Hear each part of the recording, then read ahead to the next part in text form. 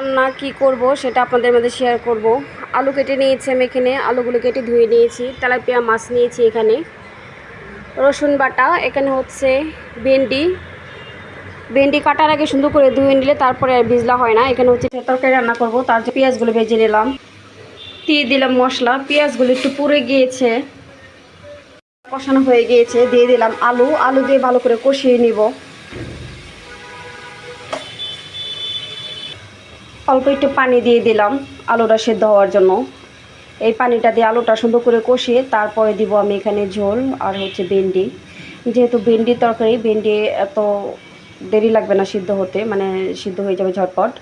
তার জন্য আলুটা সুন্দর করে কষিয়ে তারপরে দিব ভেন্ডি। এখন ঢেকে রেখে দেব। আলু কষানো হয়ে গিয়েছে, এখন দিয়ে দিলাম ভেন্ডি। মাছ ভেজে রেখেছি এখানে, মাছ দিয়ে রান্না করব, তেলাপিয়া মাছ। ঝোল দিয়ে দিলাম, এখন মাছগুলো দিয়ে দিব। এখন তরকারিতে মাছগুলো এক এক করে দিয়ে দিব।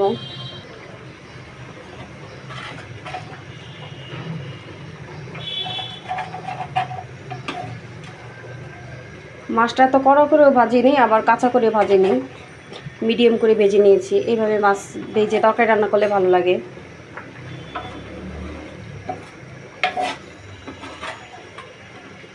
যে গরম পড়ছে, গরমের ভিতর তো রান্না বান্না কোনো কিছু করতে ইচ্ছা করে না, তারপরেও কি করব, রান্না করে তো খেতেই হবে। তার জন্য আর কি রান্না করতেছি। এই তো মাছ দিয়ে দিলাম, এখন রেখে দিব। তরকারিটা রান্না হওয়ার পরে আমি ধনিয়া পাতা দিব। গিয়েছে, এখন আমি দিয়ে দিব ধনিয়া পাতা।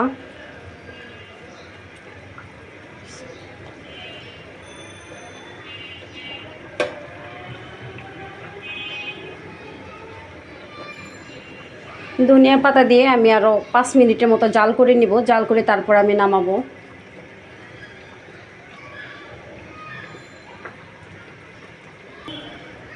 একটু ধনিয়া পাতা দিয়ে দিলাম। ধনিয়া পাতা দিয়ে আরও জাল করে নিব তরকারিটা। জাল করে তারপর নামাবো আমি। তরকারিটা রান্না করে নিয়েছি। ভেন্ডি দিয়ে যেহেতু তরকারি রান্না করেছি আমি, আর একটু তেল কম ব্যবহার করেছি তরকারিতে।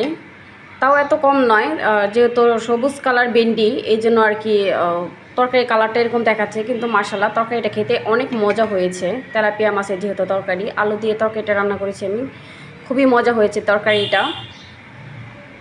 মানে সবুজ কালার দেখাচ্ছে ফোনের ভিতরে, কেন জানি এরকম দেখাচ্ছে বুঝতে পারতেছি না। এই তো তরকারি বেরিয়ে নিয়েছি এখানে।